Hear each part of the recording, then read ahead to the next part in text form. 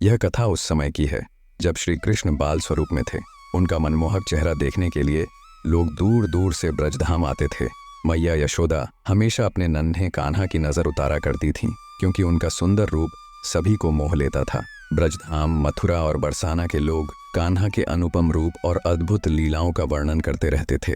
इसी ब्रजधाम में सुखिया नाम की एक मालिन थी। वह अपने जीवनयापन के लिए फल, फूल और सब्जियां बेचती थीं। जब भी वह गोपियों से मिलती तो उनसे श्री कृष्ण के बारे में सुनती। बाल कृष्ण की लीला सुनने में सुखिया को बहुत आनंद आता और वह नंद लाला के दर्शन करने के लिए व्याकुल हो उठती।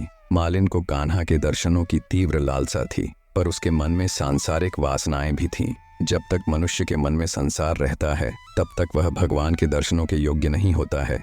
इसीलिए सुखिया जब जब नंद भवन में कन्हैया के दर्शन करने आती, कन्हैया अंदर ही रहते, बाहर निकलते ही नहीं। हर दिन सुखिया घंटों नंद भवन के सामने इस आस में खड़ी रहती कि एक दिन उसे नन्हे कान्हा के दर्शन होंगे, लेकिन हर बार निराशा उसके हाथ लगती और शाम होते ही वह दुखी मन से घर लौट जाती। सुखिया का मन कन्हैया को स्पर्श करने के लिए सदैव व्याकुल रहता। जब कन्हैया को देखने छूने की मालिन की चाह अपनी पराकाष्ठा को पहुंच गई और अब उसे संसार में कन्हैया के सिवाय कुछ भी नहीं दिखने लगा, तब फिर कन्हैया के मिलन में क्या देर थी। अगले दिन सुखिया ने हमेशा की तरह नंद महल के सामने खड़े होकर पुकारा, फल ले लो, फल। उसकी आवाज सुनते ही नन्हे श्री कृष्ण दौड़ते हुए बाहर आए और बोले, मैया मुझे भी ये मीठे फल खिला दो।